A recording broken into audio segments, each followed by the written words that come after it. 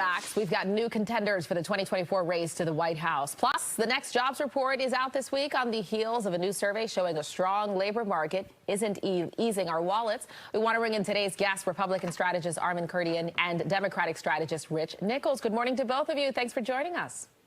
Morning. Thank you. Good morning. All right, let's start here with the presidential race, because boy, is it getting crowded on the Republican side. Perhaps not so surprising, Republican Governor Ron DeSantis finally joining the race.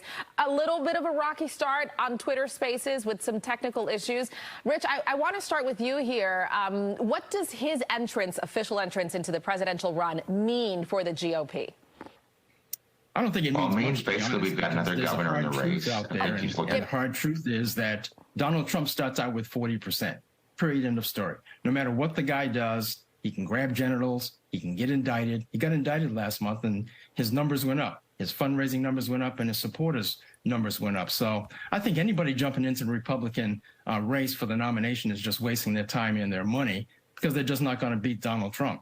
And Ron DeSantis, his takeoff, where he fumbled it online, is indicative of his lack of ability to lead anything, much less the United States of America. And Rich, kind of echoing what Donald Trump himself said, that start is reflective of what his race is going to look like. But Armen, I want to go to you, because it is true in terms of polling, Trump is far and away number one among Republican voters. Do you think that DeSantis has a chance to change those numbers? And if so, what does he have to do? Well, Trump certainly has the bully pulpit there. He's got the name recognition from having his 4 years in the White House. I think the way DeSantis needs to look at this is, he doesn't need to necessarily take the lead, but he's got to work and get himself out there to get Trump, say, around the 40% mark. Because at that point, if you remember, in the 2020 race, at one point where it seemed like Bernie Sanders was going to become president, all the other candidates, they got out and they just united around Joe Biden. So the party is just going to have to decide, say, do we want to have Trump for president, or do we want to have DeSantis for president? So at some point, I think you'll see perhaps a coalescing around one of those candidates. But if the race goes the same way that the 2016 primary did, then it will be a long road to hoe for any of the other Republican contenders who are trying to challenge Trump. Rich, I'll go back to you for this. On the Democratic side here, what do you think is the biggest concern for President Biden? Where do you think he'll be attacked the most, and how does he prepare for that? Well, it's the obvious. It's his age. He'll be 80. He's 80 years old now. He'd be 82 if he's sworn in the next time around. He just has to face that age issue, and he also has to face the issue of whether or not he's going to be able to attract black voters again. The Democrats tend to ignore black voters for the 3 years between elections, and then show up and begin to press the flesh again for black voters. So I think the answer to black voters and the age question for Biden is Kamala Harris. He's got to put her out front. He's got to put her front and center. He's got to get the young voters impressed with her and knowledgeable about her, because she's going to be the key at the end of the day in terms of getting black voters to come to the polls to vote for him again. All right, a lot of that campaigning getting officially started here after Memorial Day. I want to switch gears here and talk about the economy, specifically the jobs report.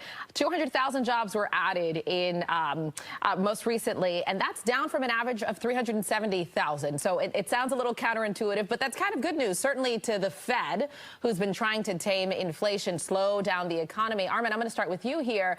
I'm sure candidates for the presidential run are going to hop on this, but what do you think is lying ahead when it comes to the economy? We've got some possibly rocky times ahead. You saw that the consumer price index and the producer price index, they creeped up slightly. GDP, 1.3% annualized year over year, 200,000 jobs created. It's not really a surprise considering how low unemployment is. The economy is still very strong, but inflation is very stubbornly high.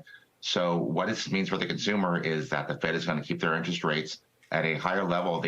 They're even potentially pricing in one, maybe even two more hikes the rest of this year, and not planning on cuts until next year. So the consumer is going to have a little bit of a harder time making ends meet. Wages aren't keeping up with inflation, so that's a big challenge. You see durable goods orders have gone up, so that's a good sign. But you also see a lot of turmoil in the bond markets with big inversions on the bonds between the 2-year and the 10-year, which is a sign of a recession in the future. So consumers better just I want to go to Rich here to wrap here because, Rich, I mean, consumers are being hit from all sides here. How does President Biden indicate that he's got this under control? Because we know in the end, ultimately, the economy and how consumers are being impacted is what they care about the most. Well, yeah, James Carville said it best back in the Clinton days. It's the economy, stupid. At the end of the day, I don't care what anybody says. The economy seems to be doing pretty well. High jobs, high wages, high spending. Car dealerships are overflowing with buyers. People are shopping. Where's the bad economy? End of the day, two things will offset the age and the black voter issue for Biden: the economy and Kamala Harris. A positive economy and Kamala Harris and the black votes, Biden will be president again. All right, lots to look out for. It's sure to be, let's just say, a very interesting and enthusiastic presidential campaign on both sides. Republican strategist Armen Keteyian and Democratic strategist Rich Nichols joining me this morning. Thank you so much to both of you. Always good to have you. Thank you. All right, Thank you. 7:35 is your time. Tucker, take it away.